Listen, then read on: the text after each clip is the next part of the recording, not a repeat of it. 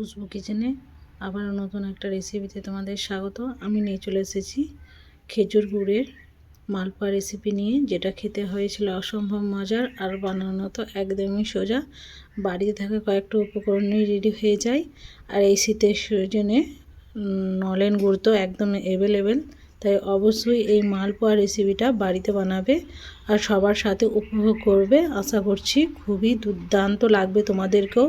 আমাকে তো খুবই সুন্দর লেগেছে। তো চলো দেখে নিই।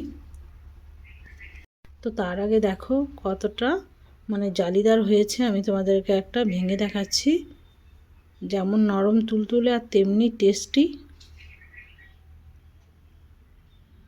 তো দেখো, দেখেই বুঝতে পারছো। তো চলো, এর জন্য আমি কি কি উপকরণ নিয়েছি এই মালপোয়াটা বানানোর জন্য, তো সেটা প্রথমেই তোমাদের কাছে শেয়ার করি।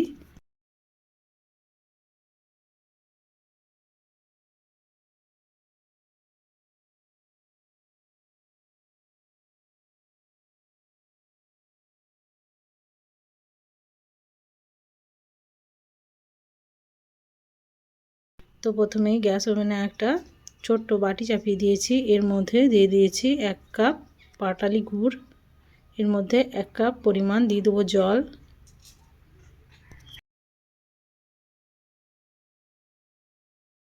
তো জল দিয়ে দিয়েছি। এরপর ভালোভাবে এটাকে মেল্ট করে নিতে হবে, যেহেতু এটা পাটালি তার জন্য। এখানে তোমরা ঝোলা গুড়টাও দিতে পারো। তো চলো এরপর ব্যাটারটা গুলে নিই। এটাকে আমি নামিয়ে এক সাইডে ঠান্ডা করতে রেখে দিয়েছি। এরপর একটা নিয়ে নিয়েছি বাটি বড় সাইজের। এর মধ্যে দিয়ে দেবো আমি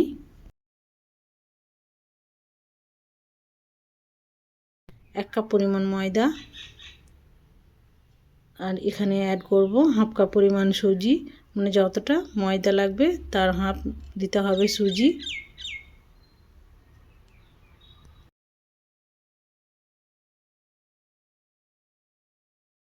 এখানে দিয়ে দেবো 1 চামচের মতো মৌরি, দিয়ে দেবো স্বাদ মতো লবণ। এরপর শুকনো উপকরণকে আমি ভালোভাবে মিক্স করে নেব প্রথমেই।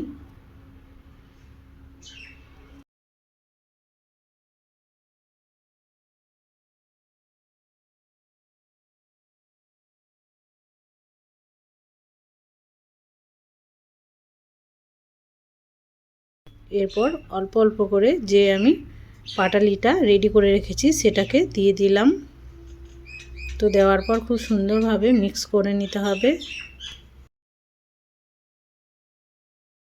তো হুইক্সের সাহায্যে দেখো খুব ভালোভাবে এটাকে আমি মিক্স করে নিচ্ছি।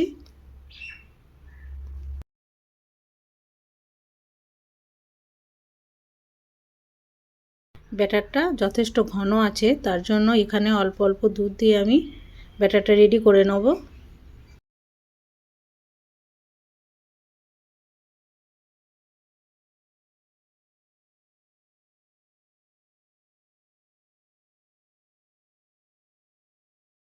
তো অল্প অল্প দুধ দিয়ে ভালোভাবে আবারও হুইক্সের সাহায্যে এটাকে মিক্স করে নিচ্ছি। আর একটু ফেটিয়ে নিতে হবে, তাহলে একদম স্পঞ্জি হবে। তো বাকি দুধটাকেও দিয়ে দিয়ে আবারও মিক্স করে নিলাম।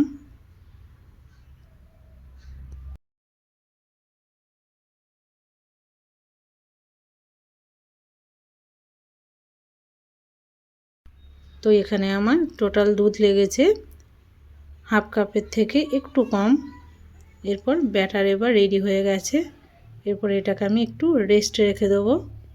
তো এখানে 15 মিনিট রেস্ট রেখে দিয়েছিলাম। তো দেখো রেস্টে রাখার পর ব্যাটারটা একদম রেডি হয়ে গেছে। তো আরও একবার ভালোভাবে ফেটিয়ে নিতে হবে।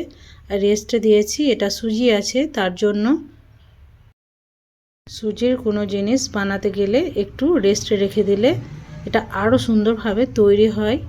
তো আবারও ভালোভাবে মিক্স করে নিলাম।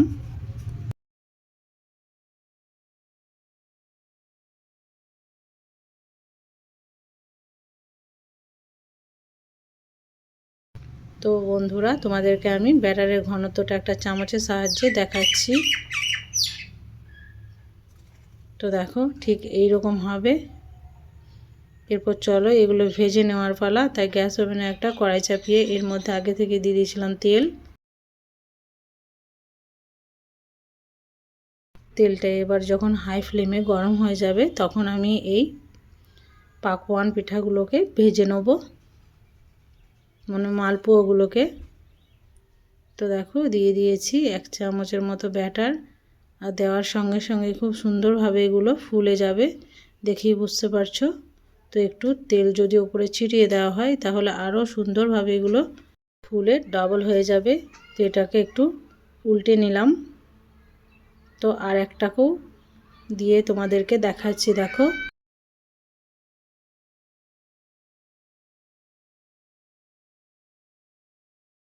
তো একটা পাকোয়ানকে একটু সাইডে সরিয়ে আর একটাকেও দিয়ে দিলাম।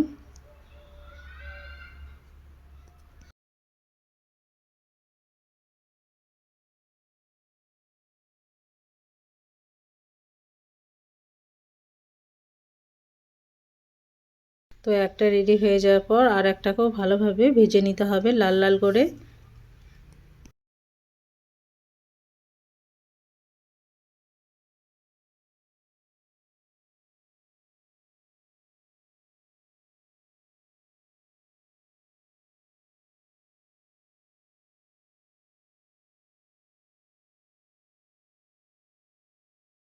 তো এটাও রেডি, আর একটাকেও আমি দিয়ে দিয়েছি। তো বন্ধুরা খুব সুন্দরভাবে এগুলোকে ভেজে নিতে হবে তেলের মধ্যে। তো এটাকেও তুলে নেব, দেখো তেল ঝরিয়ে।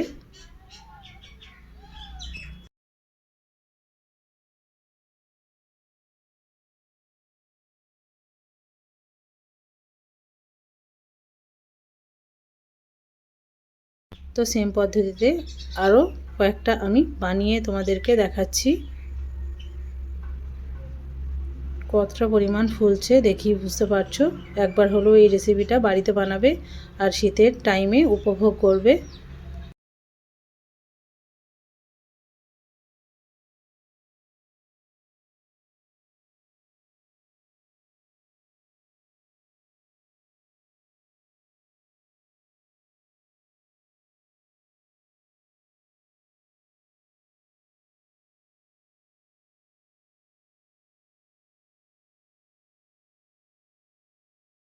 তো দেখতে দেখতে সব মালপোয়াগুলোকে আমি রেডি করে নিয়েছি। তো চলো এগুলোকে এবার সার্ভ করে দেখাচ্ছি।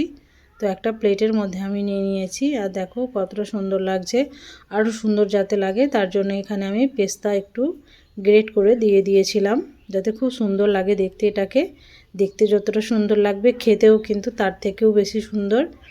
তো যারা নতুন আছো তারা ভিডিওটাকে ফুল ওয়াচ করবে, চ্যানেলটাকে অতি অবশ্যই সাবস্ক্রাইব করে যাবে, আমার পাশে থাকবে, আর অল নোটিফিকেশান অন করে রাখবে যাতে আরও নিত্য নতুন ভিডিও তোমরা সর্বপ্রথম পেয়ে যাও। তো দেখো দুর্দান্ত লাগছে দেখতে।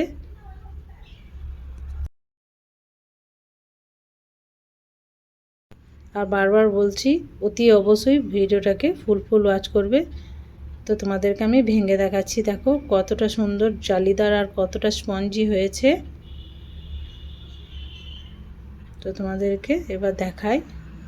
দুর্দান্ত স্বাদের এই রেসিপিটাকে বারবার বলছি বাড়িতে অবশ্যই বানাবে। তো দেখো একদম জালিদার। তো আজকের ভিডিওটা তোমাদের কেমন লেগেছে সেটা কমেন্টে জানাতে ভুলবে না।